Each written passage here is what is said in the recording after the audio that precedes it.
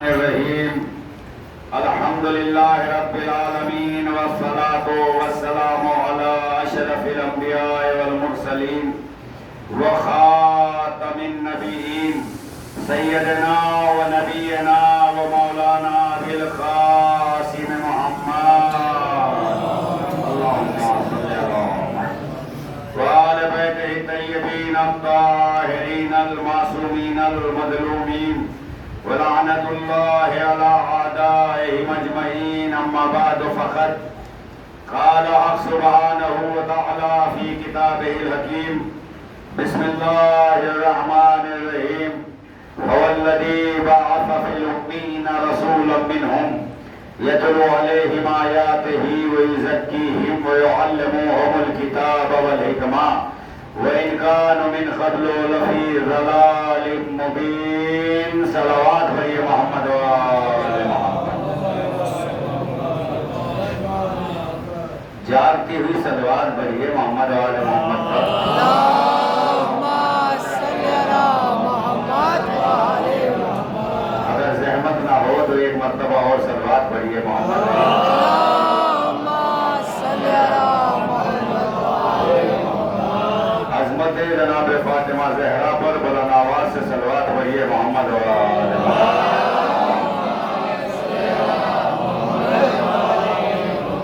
سلامتی امام زمانہ کے لیے پھر بلند آواز سے صلوات بھریے.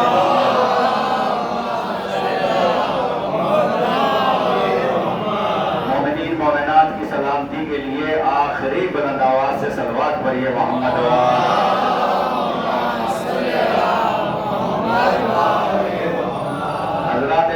قدر صلوات پڑھنے میں کنجوسی نہ کیا کیجئے. صلوات ایسی چیز ہے کہ جو ہزاروں غموں کو دور کرتی ہے اور ہزاروں خوشیوں کو قریب لاتی ہے. اگر کسی کا کوئی کام نہ بن رہا ہو تو صلوات کی تسبیح کی منت مانے. جائز کام کے لیے، ناجائز کے لیے نہیں کہ پڑوسی مر جائے اس کا مکان میں چھین لوں اور میرا بھائی مر جائے اس کی دکان میں قبضہ کر لوں. یہ سب نہیں ہوگا. اس سے جو جائز مراد ہوگی، آپ کی مقدمہ چل رہا ہو یا آپ کا کوئی ایسا کام اٹکا ہوا ہو کہ جو کافرین اور مشرکین کے اندر میں ہو نہیں ہو رہا ہے، یا کہیں پیسہ قرضہ دے دیا وہ دینے کے لیے تیار نہیں ہو رہا ہے، تو اس کے لیے معصوم کا فرمان ہے کہ صلوات کی تسبیح کی آپ نیت کریں کہ 10 تسبیح پڑھوں گا یا 20 تسبیح پڑھوں گا انشاءاللہ کہ میرا یہ فلاں کام ہو جائے. تو معصوم فرماتے ہیں اگر نیک دل سے اور سچی نیت سے پڑھیں گے تو تسبیح پوری نہیں ہو پائے گی، آپ کا وہ کام پورا ہو جائے گا. صلوات پڑھیے محمد و آل محمد. صلوات کا عمل بہت بھاری عمل ہے. صلوات کا عمل سارے عملوں کا سردار ہے.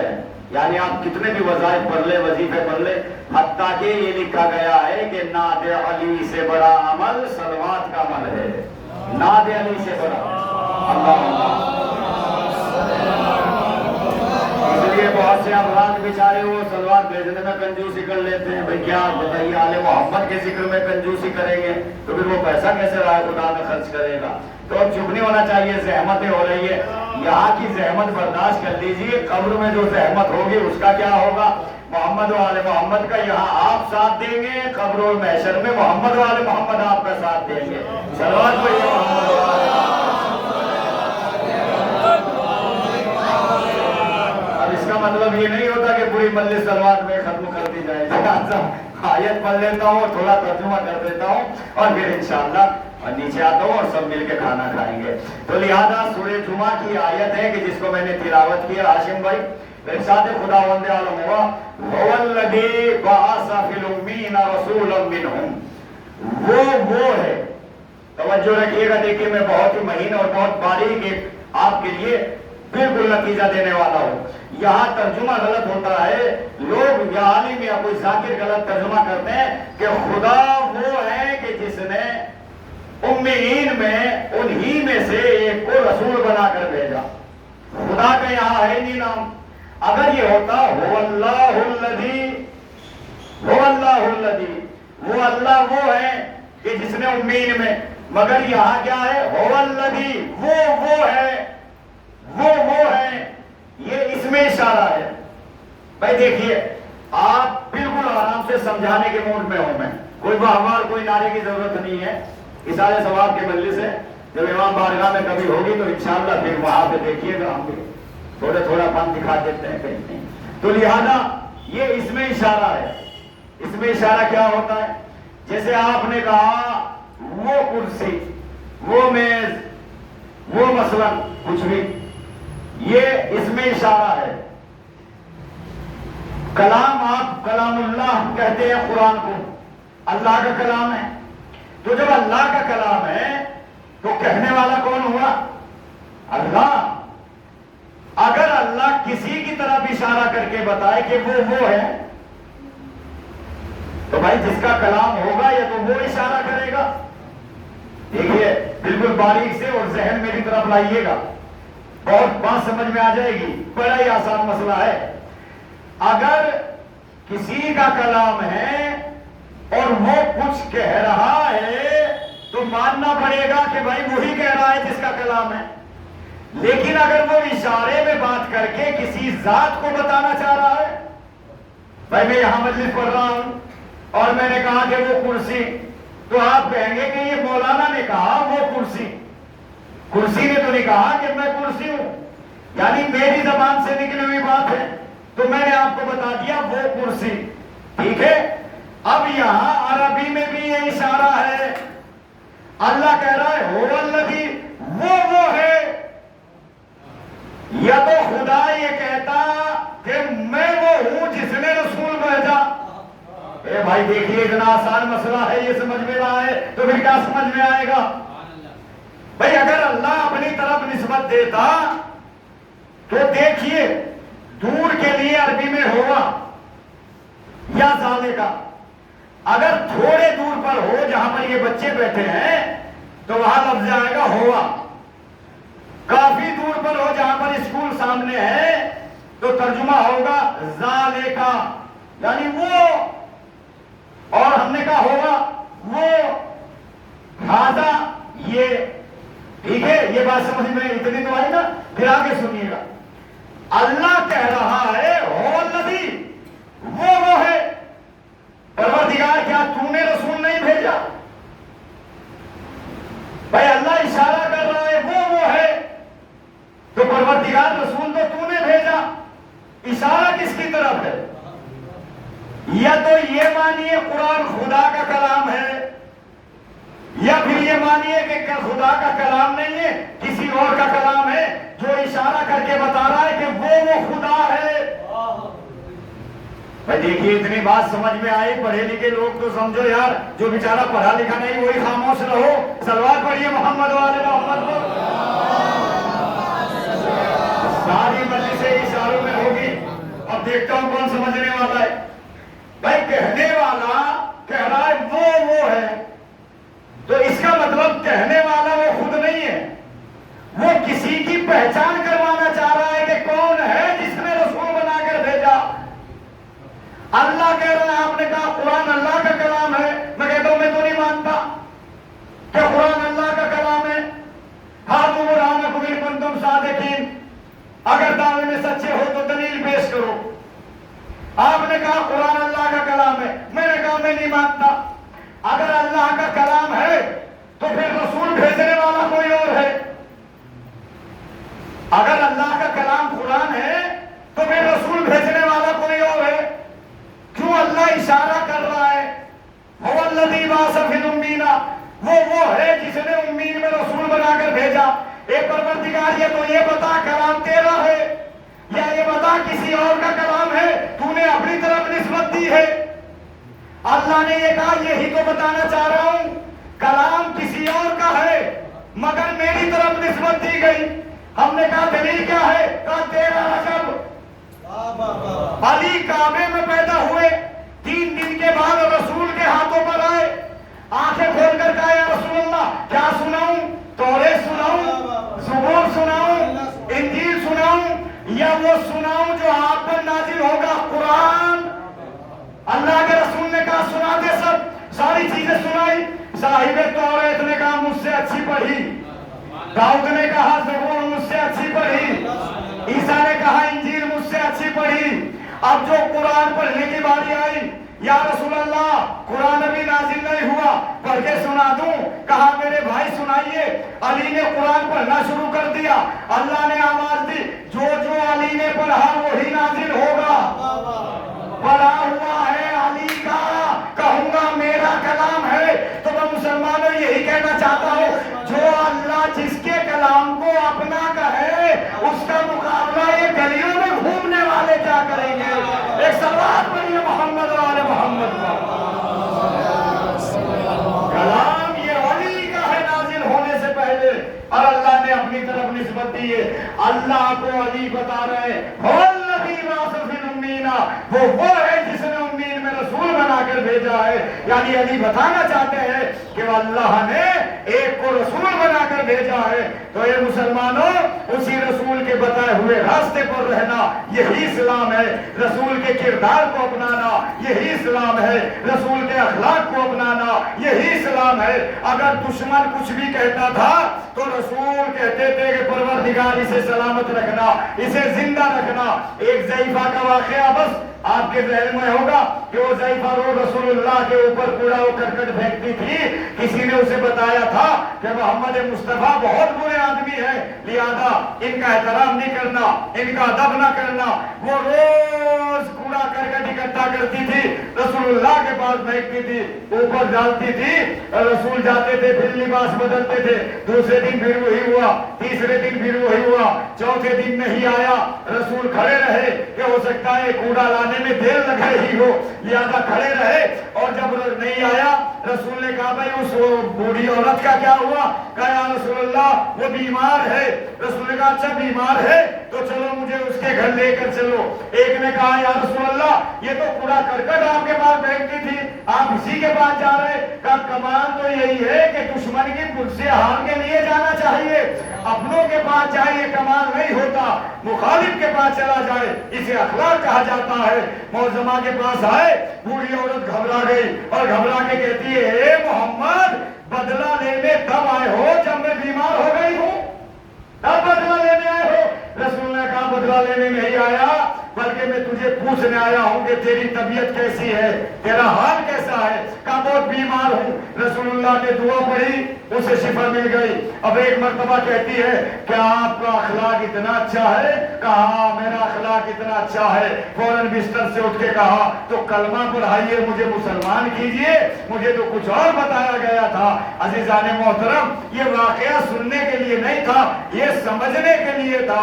جس کا رسول اتنا بڑا رسول ہو، جن کا اخلاق اتنا بڑا اخلاق ہو کہ بدترین دشمن بھی کلمہ پڑھنے پر تیار ہو جائے، اس کو ماننے والے مسلمانوں کا اخلاق کیسا ہونا چاہیے، ان کا کردار کیسا ہونا چاہیے۔ اسلام صرف کلمہ پڑھنے کا نام نہیں ہے، رسول کے اخلاق کو اپنانے کا نام اسلام ہے۔ ایک سوال پر یہ محمد و آل محمد، ہمارے رسول کا اخلاق یہ ہے کہ دشمنوں کو بھی دعا دیتے تھے۔ میں ایک واقعہ بس اور چھوٹا سا پڑھ دوں اور اس کے بعد بس پھر ختم دعا کر دیتا ہوں۔ تو لہذا رسول کے اخلاق کو دیکھیے کہ لوگ سامنے گالیاں دیتے ہیں مگر رسول ان کے بدلے میں دعا دے رہے ہیں، رسول اللہ کو تمنا کر رہے ہیں، رسول اللہ دعا دے رہے ہیں۔ یعنی اس کا مطلب یہ ہے کہ کردار محمد کا نام اسلام ہے، اخلاق محمد کا نام اسلام ہے۔ رسول اللہ اتنے بڑے اخلاق پر فائز تھے کہ قرآن نے رسول کو کہا کہ ہم نے آپ کو خلق العظیم بنایا، ہم نے عظیم اخلاق پر آپ کو فائز کیا۔ اے میرے حبیب اب دشمن تمہارا کچھ بگاڑ نہیں پائیں گے۔ یعنی اخلاق اس چیز کا نام ہے کہ سامنے دشمن ہتھیار لے کر کھڑا ہے، ہم اخلاق سے پیش آ رہے ہیں تو دشمن اپنے ہتھیار نیچے گرانے پر تیار ہو جاتا ہے۔ وہ کہتا ہے کہ میں اس انسان کو کیسے ماروں جس کا اخلاق اتنا بڑا ہے، جس کا کردار اتنا بڑا ہے۔ یہی ہمارے اہل بیت کا دستور رہا، یہی علی بن ابی طالب کا دستور رہا۔ مگر یاد رکھیے گا ہر جگہ اخلاق کام نہیں آیا، جہاں اخلاق سے کام نہیں چلتا تھا وہاں علی کی ذوالفقار آتی تھی اور علی کی ذوالفقار چل کے بتاتی تھی کہ خبردار جب راستہ سروبر ہونے لگے تو ذوالفقار اٹھا لیا جائے تاکہ دین بھی سلامت رہے، دیندار بھی سلامت رہے۔ ایک سوال پر یہ محمد و آل محمد،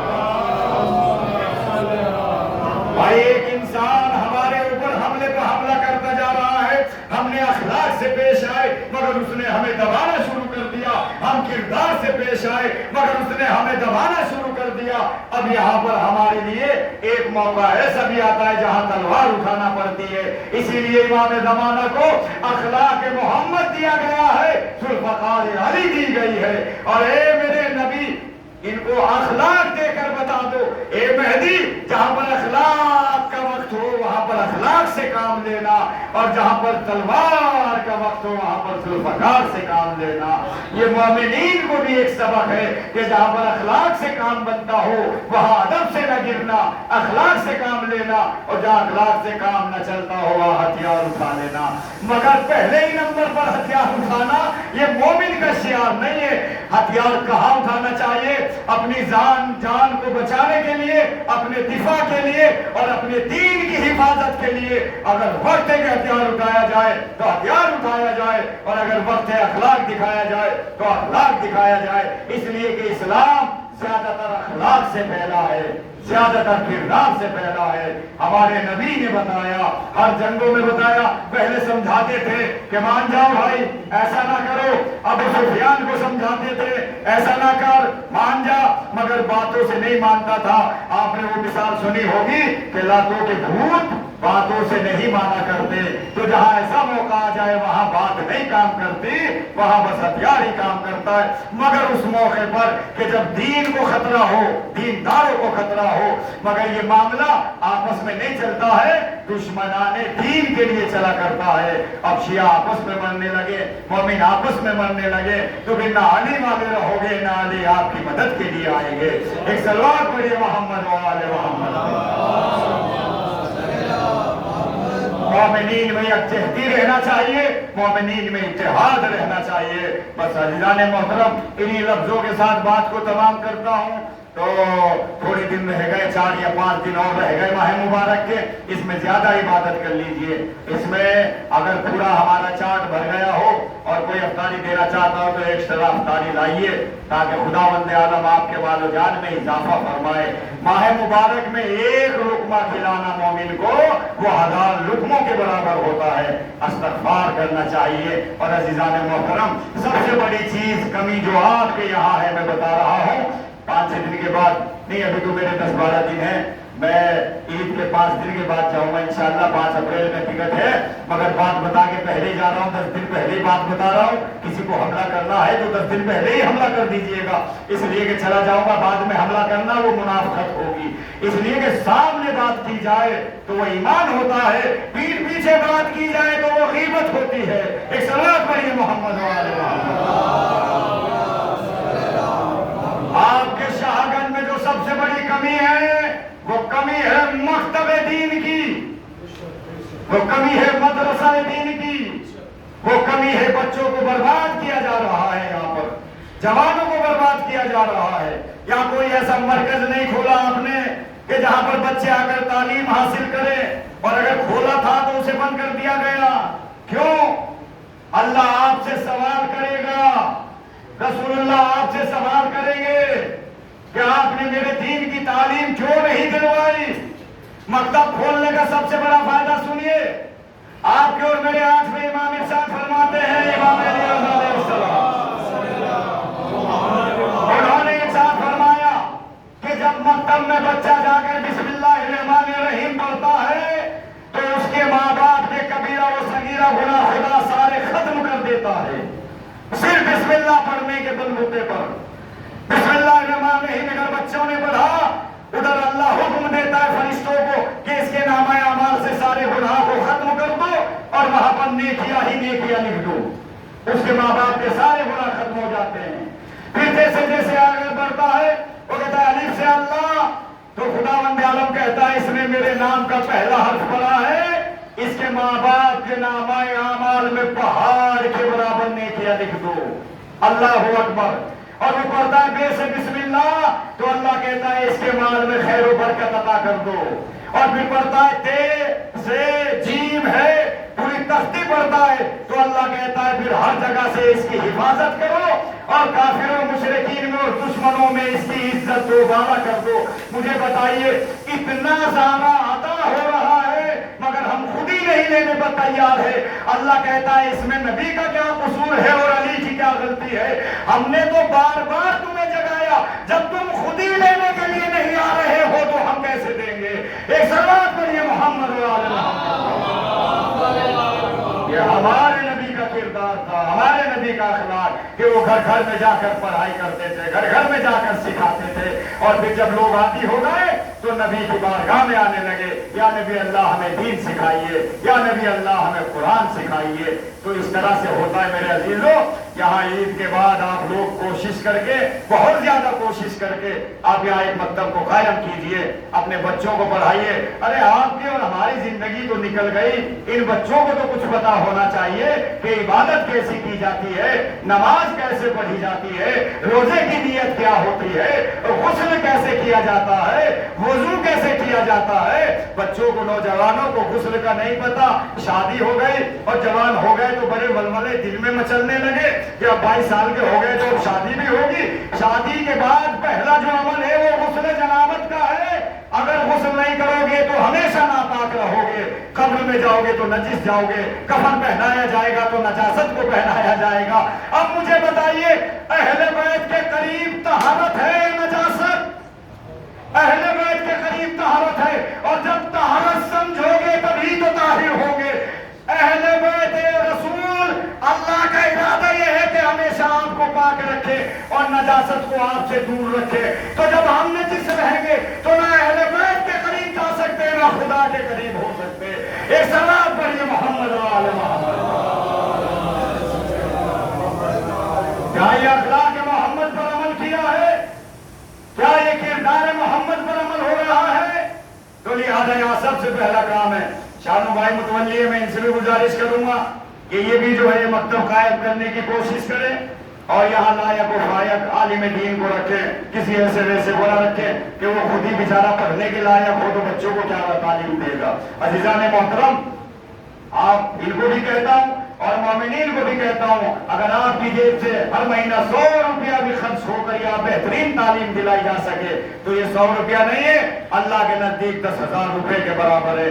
خدا ارشاد فرماتا ہے کہ میری راہ میں جو ایک درہم سے مدد کرے گا میں اسے 1000 گنا زیادہ بڑھا کر آخرت میں اسے عطا کروں گا، 1000 گنا زیادہ بڑھا کر. تو عزیزان محترم، یہ مت کہیے گا کہ تو یہ سارا کام کرے متولی کر بیٹھا یہ کرے گا. نہیں، متولی کرے گا ٹھیک ہے، اگر یہ کھائے گا تو اللہ ان سے سوال کرے گا کہ میرے مال کو کیوں کھایا.